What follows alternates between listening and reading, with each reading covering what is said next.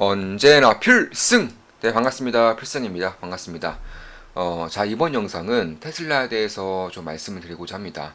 일단, 저 같은 경우는 오랜 구독자분들은 아시겠지만, 테슬라에 대한 관심이 상당히 많아요. 사실, 제가 지금까지 이제 유튜브를 운영을 하면서 가장 많이 분석해드린 기업을 딱 하나만 꼽으라면 단연코 테슬라입니다. 제가 따로 찾아보니까 테슬라와 관련된 분석 영상만 40번 올려드렸더라고요. 40번입니다. 무려 40번. 그 중에 30번 이상이 2020년도에 그리고 2021년도 상반기까지 몰려있는 곳이고, 그러니까 1년 동안 거의 20번 이상을, 거의 30번에 가까운 영상을 찍어서 올려드린 겁니다. 대략 매달 한 두세 번 정도는 꾸준히 분석을 해드렸던 기업이고, 저도 그 시기에 2020년부터 2021년도 상반기까지 투자를 진행하면서 상당히 큰 수익을 봤던 것은 사실이에요.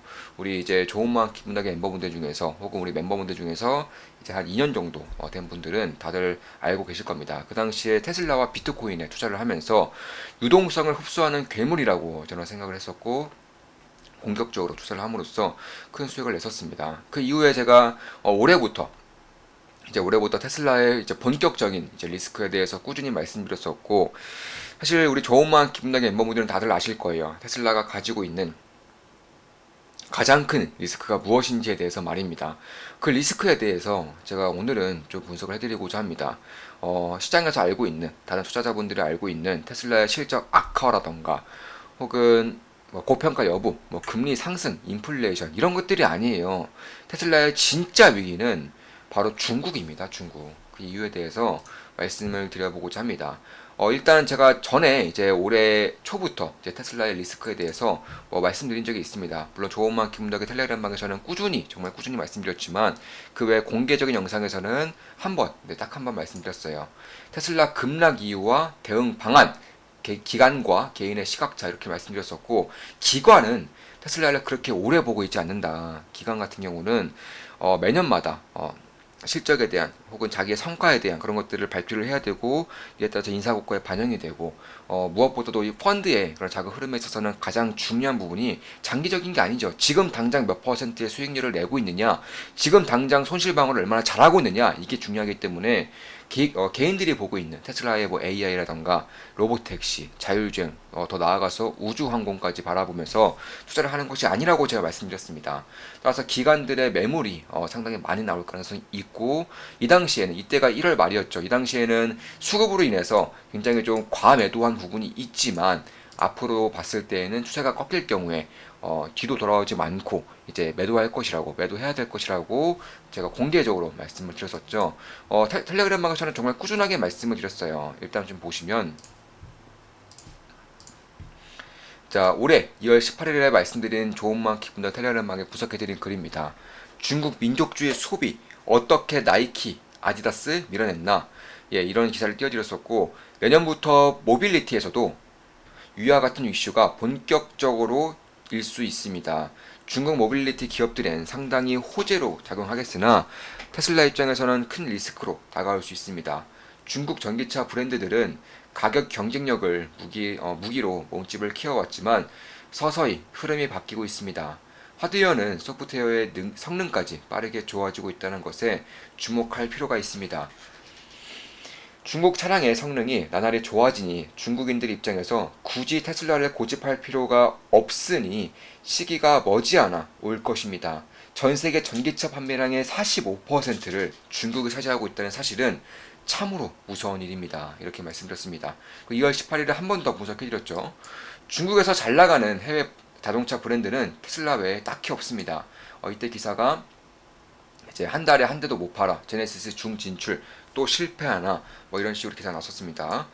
현대 기아차만의 문제는 아닙니다. 매우 폐쇄적이며 자국 우선주의가 강하게 작용하는 곳이기에 어쩔 수 없습니다. 해외 브랜드 중 테슬라만 잘 나간다는 것은 그만큼 테슬라의 브랜드 파워가 압도적이라는 것입니다. 우리의 나이키, 커피 체인의 스타벅스처럼 말입니다. 테슬라의 저력을 가장 잘 보여줄 수 있는 국가가 중국임과 동시에 가장 큰 리스크이기도 합니다. 내년부터 전기차 보조금이 사라지고 경쟁이 본격화되면서 크게 불거질 이슈로 봅니다. 참고로 중국의 전기차 보조금은 연장되었습니다. 모빌리티 투자에 있어 중국 전기차 기업들의 해외 진출과 더불어 면밀히 살피고 있는 이슈입니다. 그리고 3월 달에도 분석을 해드렸습니다. 정말 꾸준하게 말씀드렸어요. 네. 테슬라는 워낙에 관심이 많은 그런 기업이기 때문에 저뿐만이 아니라 사실상 개인 투자자들 사이에서 정말로 인기 있는 기업이죠. 꾸준히 말씀드렸습니다. 앞으로 장기간 심화될 현상으로 봅니다. 미중 패권 전쟁이 가속화될수록 미국과 중국의 시민들은 서로가 적국이라는 사실을 강하게 느낄 것이며 적국의 제품을 쓴다는 것만으로도 사회생활에 지장을 받을 정도의 상황에 도래할 수 있을 것입니다. 한국의 노재팬 운동이 발생했을 당시 역대급 할인 행사에도 불구하고 일본의 맥주, 유니클로, 자동차 등의 판매가 급감한 것만 봐도 알 수 있죠. 미국, 중국의 민족주의 특성상 이보다 훨씬 더 심해질 것입니다. 예, 저는 앞으로도 지속적으로 미국과 중국의 애국주의, 민족주의가 점점 더 심화되면서 중국 사람들은 미국 제품들을 안 쓰려고 노력할 것이고요. 미국 사람들도 중국 제품을 안 쓰려고 노력할 것이라고 생각을 하고 있습니다. 조금 더 나아가서 미중 패권 전쟁이 심화되면서 미국 진영과 중국 진영 간의 경쟁이 더욱더 심화될 것이라고 보고 있는 것이에요. 문제는 테슬라의 절반가량, 판매량의 절반가량과 생산량의 절반가량이 중국에서 파생되고 있다는 것이죠. 이러한 가운데 미국에서조차 중국과 강력하게 엮인 테슬라에 대해 우려하는 목소리가 생기고 있습니다. 테슬라의 친중 행보로 인해 테슬라와 스페이스 X의 압도적 기술력 및 데이터가 중국에 넘어갈 수 있다는 것입니다. 가능하다고 생각합니다. 실제로 중국 정부는 해외 기업들의 데이터까지 가져오려는 행보를 예전부터 보이고 있습니다. 알리바바, 텐센트 데이터가 중국 정부에 공유되면서 주가가 말도 안 되게 폭락했죠. 이러한 일이 중국에 뿌리내리고 있는 글로벌 해외 기업들에도 발생할 수 있다는 것입니다. 역시나 테슬라의 최대 리스크는 중국 그 자체입니다. 이 부분은 면밀히 살피고 있습니다. 테슬라 투자 중입니다. 이렇게 말씀드렸었고 3월 21일에는 테슬라에 투자 중이었습니다. 그때가 이날이었죠. 이날이었습니다. 그리고 뭐 언제나 그랬듯이 매도를 잘 했죠. 지금은 테슬라 투자 중이지 않습니다.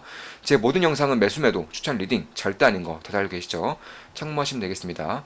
참고로 이번 주말 늦어도 다음 주 초쯤에는 이제 좋은만 기쁨나게 멤버분들에게 제 계좌를 이제 오픈을 해드릴 생각이에요. 사실 제 유튜브를 운영을 하면서 좋은만 기쁨나게 멤버분들에게는 2주에서 3주 사이에 매번 단 한 번도 빼먹지 않고 매번 계좌를 오픈해드리고 있고 올해는 증시가 상당히 안 좋았음에도 불구하고 사실 올해 상반기까지만 하더라도 제 계좌는 하늘을 날랐습니다. 사실상 굉장히 큰 수익을 봤었고 올해 하반기 특히 최근 들어서는 이제 안정적인 포트폴리오 운영을 하고 있습니다. 뭐 계좌를 공개하고 있고요. 제가 투자를 할 때마다 그러니까 매수 매도를 할 때마다 우리 멤버분들에게 실시간으로 말씀드리면서 하고 있기 때문에 절대 뭐 과장, 선동 뭐 거짓말 이런 거는 할 생각도 없고요. 할 필요도 없고 하고 싶지도 않고 할 수도 없습니다.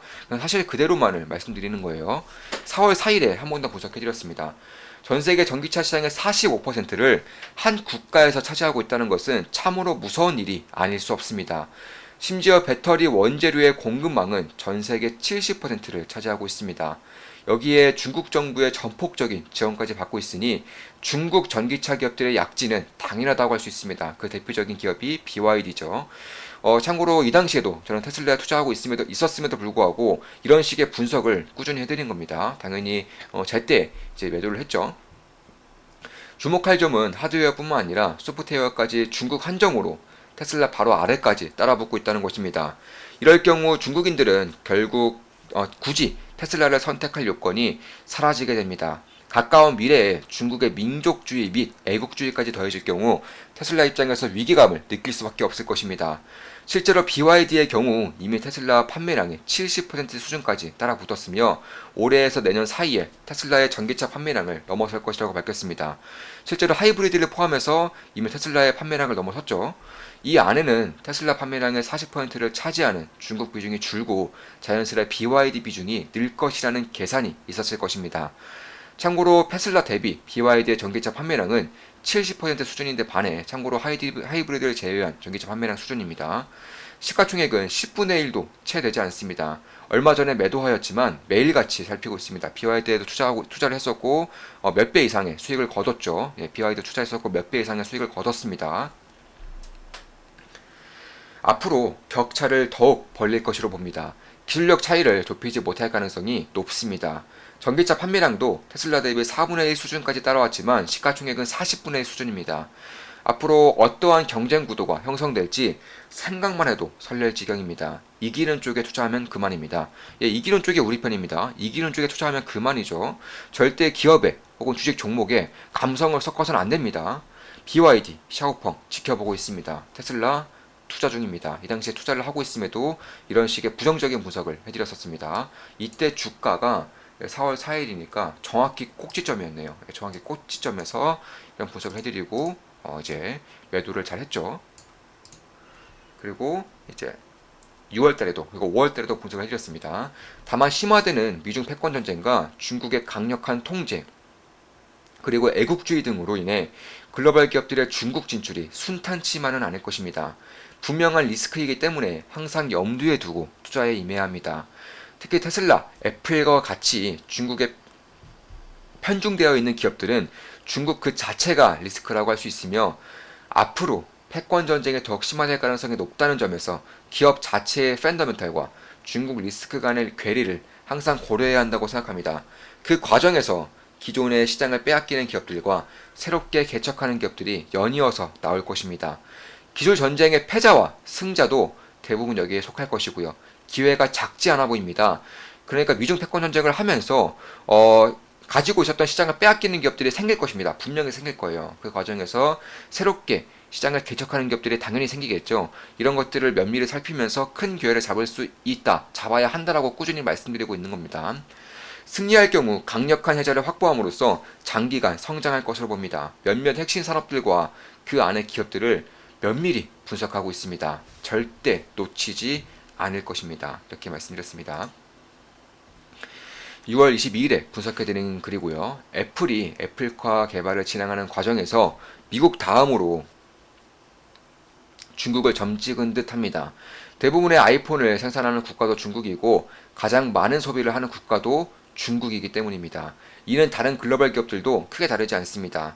최근 막무가내식 제로 코로나로 인해 피해를 입은 기업들이 탈중국을 고려하고 있다는 소식에 들려오고 있긴 하나 봉쇄 정책을 빠르게 완화하는 것은 물론 강력한 부양책을 펼치고 있다는 점도 기업들의 탈중국 의지를 약화시킬 수 있습니다. 중국을 대체할 국가는 현재로선 전무하다고 해도 과언이 아닐 정도입니다. 탈중국을 한다고 해도 긴 시간이 걸릴 것이며 그 과정에서 몇몇 기업들은 기술 개발 그리고 생산 등의 심각한 문제에 직면할 것입니다.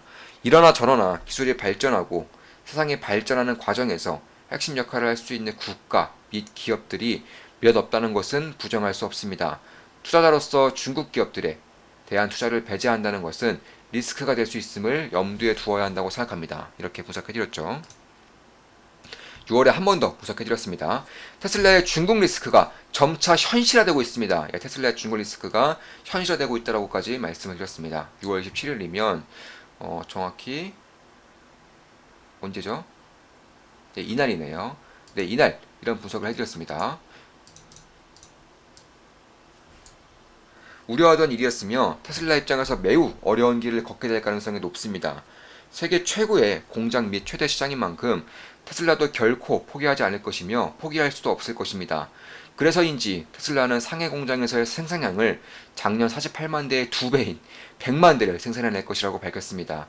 참고로 중국이 진짜 두려워하는 것은 테슬라 모빌리티의 압도적인 경쟁력도 있지만 스타링크의 위성을 더 껄끄러워할 수 있습니다. 결국 미중 패권 전쟁 제2라운드 기술 전쟁의 끝은 우주항공이 될 것이기 때문입니다. 긴 글에서 말씀드렸다시피 미중 패권 전쟁의 마지막 장을 2028년 전후로 예상하고 있는 것도 미국의 우주항공 장악 원년이기 때문인 것도 있습니다. 중국 GDP는 미국 GDP를 넘을 수 있다. 그러나 전쟁에서는 이길 수 없다. 이거 긴 글이죠. 긴 글은 제 텔레그램 방을 옮길 때마다 매달 갱신할 때마다 전부 다 단 하나의 수정도 없이 고스란히 올려드리고 있습니다. 제가 2년치의 긴 글이 쌓여 있고 긴 글을 한번 쭉 읽기만 하더라도 시대의 흐름을 파악하는 데 매우 큰 도움이 될 것입니다. 참고하시면 미중 패권 전쟁을 이해하는 데 큰 도움이 될 것입니다. 이러한 리스크를 마주하고 있음에도 테슬라는 성장 및 사업 확장에 거리낌이 없습니다. 모빌리티, 우주에 이어 에너지도 장악하려는 움직임을 보이고 있습니다. 그 꿈이 얼마나 원대한지 상상조차 되지 않을 정도입니다. 충분한 매력과 분명한 리스크가 상존하는 기업으로 투자한다면 그 시기가 무엇보다 중요할 것입니다. 테슬라 면밀히 살피고 있습니다. 예, 저는 테슬라의 리스크를 말씀드렸다고 해서 테슬라가 뭐 안 좋은 기업이다, 망해가는 기업이다 이런 게 절대 아니에요. 정말로 매력적인 기업이고 전 세계에서 혁신하면 빼놓을 수 없는 기업이라고 저는 생각을 하고 있습니다. 다만 그 시기가 무엇보다 중요한 기업인 것은 아마 부정하기가 좀 힘들 것이라고 보고 있어요. 투자 시기가 무엇보다 중요한 기업이라고 저는 보고 있습니다. 그만큼 세간의 관심사인 그런 기업에 속하는 기업이기 때문에 그런 것이고 무엇보다 미중 패권 전쟁의 한가운데에 있는 기업이기 때문에 더욱더 그런 것입니다. 그 이후에도 여러 번 더 분석해드렸는데 최근에 분석해드린 글이라서 제가 이것들은 공개하지 않겠습니다. 제가 지금까지 공개해드린 글들은 좋은 마음 기분나게 멤버분들 전용 텔레그램 방에서 과거에 분석해드린 글이고 최근에 분석해드린 글은 공개하지 않겠습니다. 자, 이것으로 방송 마치겠습니다. 지금까지 테슬라의 리스크에 대해서 숨겨진 최대 리스크에 대해서 말씀드렸습니다. 앞으로도 좋은 분석, 좋은 기업 분석으로 찾아뵙겠습니다. 다들 아시죠? 제 모든 영상은 매수매도, 추천 리딩 절단입니다. 참고하시면 되겠습니다. 필승 구독은 돈이 됩니다. 필승!